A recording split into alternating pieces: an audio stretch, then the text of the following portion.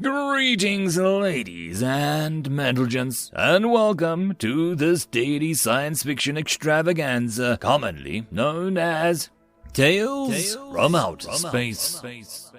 Taken from the subreddit HFY. All the relevant links will be down below. And, as always, I hope that you enjoy. And if you do, please consider supporting the channel. On to the science fiction. Story number 1. Trust of Humans, written by DracheGraethe. The captain turned slowly, facing the expedition team without any obvious expression. He breathed deeply, a slight whistling coming from his widely open nostril slits, a clear sign of his frustration, despite the stoic lack of emotion on his face.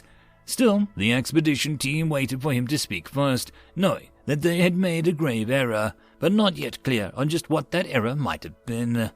"Please, tell me exactly where," Captain Troker began, his voice overlaid with a resonant thrum of fury coming from his lowest ranks. "Ah, the humans, the rest of the scouting team, why have you returned alone?" Drachegraethe and Nara, the two Lapland scouts, had returned to the ship mere minutes ago, shot an uncomfortable glance between them.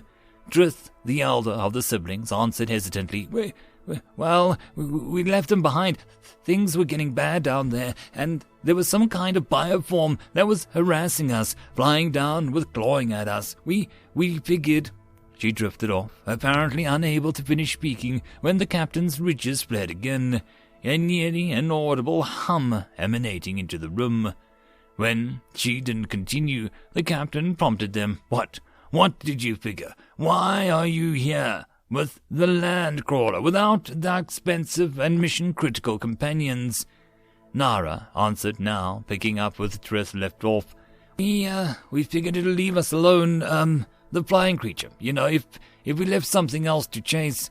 His voice was rushed, high-pitched, with the shell ridges clicking together quietly, slightly, like an unconscious signal of submission preserved for some vestigial past. When Nara again spoke, she too clicked unconsciously, the speed of the sound seeming to counterpoint to a low, angry humming coming from the captain's throat. The creature kept coming and coming. It didn't want to kill anyone, but the humans were just so slow. They were staring into the sky instead of running, and once we got to the crawler, we figured better to be safe and save our shells than wait for a couple thin shell primitives to risk getting injured. Her voice went up when she insulted the humans, her obvious displeasure at having been forced to cooperate with outsiders obvious, even as she tried to justify herself before the captain. "Thin-shelled primitives." Troker jerked forward, causing a louder hum to escape as the air rushed through his second throat. "You're calling them cowards when you leave them behind.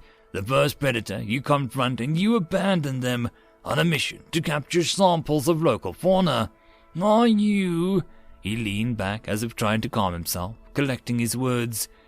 "Do you even understand why we brought the humans in the first place?" Nara and Drachegraethe both started to answer, but were cut off with a slap of the captain's talons on the floor. The talons screeching on the metal floor and piercing their ears. No excuses. I don't care what you think. I have no words. I mean, you abandoned them." Drachegraethe timidly stepped forward, the involuntary flare clicks of her own shell ridges slowing as she tried to calm herself, and explained, "I'm sorry, we're sorry. Maybe they're still alive. We can take a team, get a larger team, and go out there and maybe..." She trailed off, seeing the nostril slits flaring wider and wider. His humming continued to fill the room with deeper and angrier tones. "We can capture the samples without them. We'll have them back. Maybe we'll still have at least one of the humans before..." The captain clanged his talon to the floor once more, cutting her off as he finally stood, looming half a meter over the younger crew members. "They're not dead, you idiots. That's not the situation you stuck your claws in here. You think a human comes to this planet, sees an angry creature and just gives up and goes home? Dear God, you said it yourself. They were staring up at the sky. They weren't following you. They weren't even running. And you decided that meant it was time to flee. He snorted in disgust, a gesture made all the more impressive by the multiple dilated nostril slits.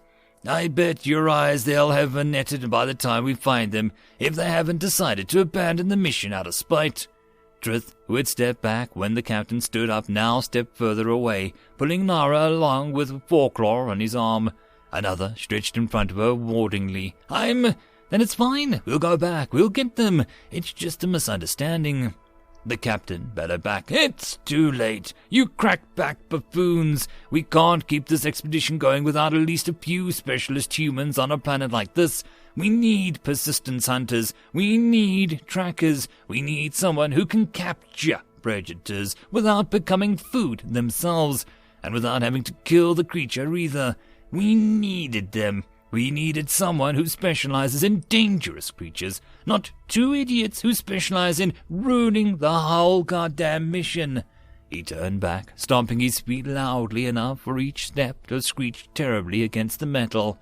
Seemingly unable to stop herself, Draethe asked, sounding confused, But you just said that they'll still be alive out there, so we can go back and then get a mission will... She trailed off, uncertain what else to say in response to the captain's obvious fury at them. The captain turned only his head to face them, the shell on his back creaking as he twisted to glare at the young crewman. And we'll go get them, and hope that they captured something to justify the cost of lugging a whole crew out into the black end of nowhere. But the mission is over. We can't keep going with them. We've lost the only thing that matters when it comes to humans. Trust. You two broke all 3 rules you absolutely cannot break when it comes to working with humans. He turned back to them, and completely his foreclaw extending his outer as he counted off the first of the established 3 truths of human behavior. Every crew knew, as a result of what species would call common sense, and what the Lulpans had learned through painful experience of generations of human-Lulpan interaction. 1. A human can be relied upon to treat you with the same treatment that you show it, its packmates, and its domesticated animals, magnified tenfold with dealing with the young and their pets. This is true of both positive and negative interactions. Do not give them a reason to be unpleasant. He put up the second claw and spoke over Nara's half-stunted attempt to interpret what he continued. 2. A human cannot be forced into action. They must choose to help you out of loyalty and a sense of obligation. They will give you loyalty and service if your cause only so long as you show them respect. And here he loomed forward, thrusting a third claw out, jabbing and menacing into the sibling space. And 3. Human trust is gained quickly, maintained easily, and lost forever, if it is never truly given twice. He slowly curled his claws back down and lowered his arm to his side. You abandoned them. You left them with only the vehicle that they could use to reach the ship. You did so, not out of necessity, but knowing full well that you were abandoning them. You showed them no loyalty, no reverence, no camaraderie, and you will have lost their trust. A single action to prove that we are not loyal, that we care nothing for their well-being, and we will have almost certainly lost their trust. As such, why would we expect them to be worthy of trust in return? He leaned to the side, turning to call into the hallway where the lieutenant stood patiently waiting for the captain's orders after the dressing down of the failed expedition team. Now get me down on that surface personally. I want a full insertion team out there so we can get them quickly. If we have any hope that they'll even agree to keep working with us, we need to get them back and dump these crack-backed idiots off ship so the humans can see it, quick as we can manage. Before he left the chambers, he turned back to the young siblings with a look of less fury than pity, as if he was still angry, but knew too well they would lose out heavily on this expedition. You're not to leave this room, of course. You won't be harmed, but we will need you to determine how to handle the team that managed to do nothing but waste our time and resources. As if speaking to himself, he quietly added, and maybe the harmed issue will depend on how angry the humans are when we retrieve them. End of story. Story number 2, Momentum, written by Morbanth. The human ship tender, down with this sort of thing, looked like a cross between a brick and a truck. The ship that it was tending, on the other hand, was a simple arrowhead-shaped wedge and looked about as solid as a neutron star. When the humans had said that they'd send help, Group Leader Phelon had hoped for more than one warship. He'd heard rumors, though, so deferred judgment for now. The human captain had shuttled over and requested that he could stay aboard for the duration of the battle. An odd request, but one Phelon had granted. "How many guns does she have?" he asked, waving a talon at the warship. "No guns, sir," Captain Hoffman told him. "Guns are structural weaknesses." "Engines?" "Gravimetric, sir. Awfully low acceleration on those, no?" asked Phelon, who had never heard of gravity drives on a warship. "Yes, sir. She'll need quite a bit of time to gather speed. It's a trade-off, but this way there are no external engines or fuel tanks, which are structural weaknesses. She needs about a day to get up to combat speed, which is why she works best with supporting a fleet, vulnerable to ambush." "I see," Phelon replied. "What about crew?" "Crew is a structural weakness." "Surely it is not remote-controlled?" Phelon was asked, horrified. "No, sir," Hoffman replied. "Too much interference on the battlefield. We use digital intelligence." "An AI? That's against the law." "Digitized, sir, not artificial. The pilot was biological before the procedure." "Oh, all right then," Phelon said, who wasn't sure that was entirely all right. "Didn't know that could be done." Hoffman shrugged. "Sorry, sir, not at liberty to say more about that."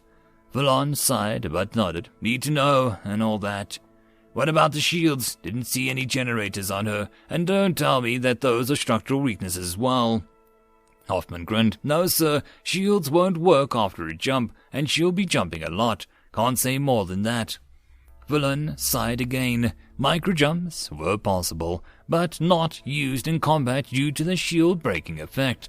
What kind of ship had they brought him? "I do need to know about your ship's capabilities to know where best to utilize her, Captain," he told Hoffman. "I wish you'd be more forthcoming."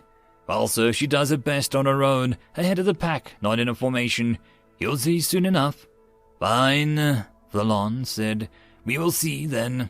You have operational independence, just don't get in our way. You have the use for the terminal over there, Captain." "Thank you, sir. She won't let you down, I promise," Hoffman said with a salute. "If you say so," Phelon said, returning the salute out of politeness more than faith. The human warship had started slowly accelerating almost 20 hours ago. It had gathered quite a bit of speed. Unfortunately, it seemed to be heading away from the direction that the enemy was supposed to be coming from.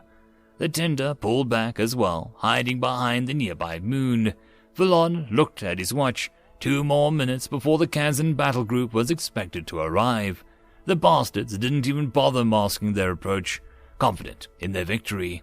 The Federation only had managed to scrounge up some system defense monitors and a few older model warships for this engagement.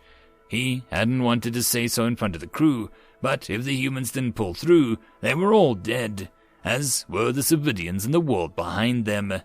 Exactly on time, the enemy fleet jumped in. "Contact," the senior officer reported. 6 dreadnoughts, 7 battleships, 16 cruisers, 44 destroyers. They were outnumbered 6 to 1, but they had known this already. "Tight formation, keep us in reach of others' point defense envelope. Ahead full," Phelon ordered. "Aye, sir," Helm said, acknowledging the order. He was proud of his crew, showing no hesitation whatsoever at being ordered to their deaths. They'd sell their lives dearly and make those bastards pay. "Sir," Hoffman called out from his terminal, "permission to engage." Phelon nodded at the human. "Do your worst."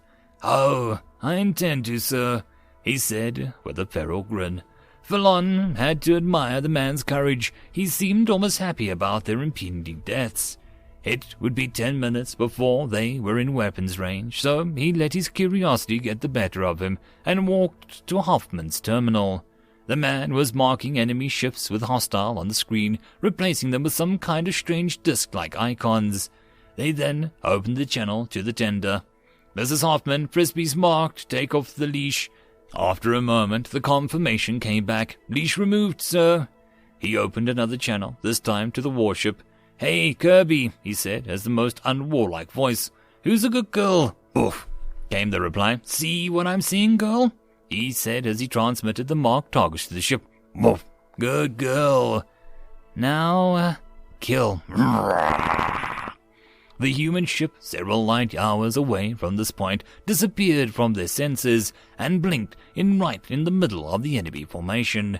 It was traveling at a significant fraction of the speed of light by this point, and didn't stop when she completed her jump, plowing straight into the dreadnought in front of her and out the other side in a torrent of plasma, debris, and Kazan.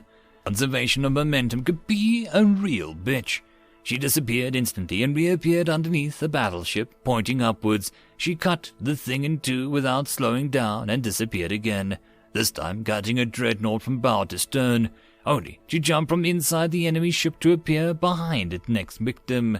As the human warship systematically dismantled the enemy fleet, there was some sort of continuous communication being broadcast from her. Villain patched in. The Kerberos barked happily. End of story. And that, my friends, concludes this dose of science fiction fun. I hope that you enjoyed. And if you did, please don't forget to support the author from the link down below. But if you want to support this channel, there are links as well down below for you to help with. But the easiest way would be to share this video. And if you are so inclined, subscribe as well. I will see you all in the next episode, and I hope that you all have a fantastic time until then. Cheers.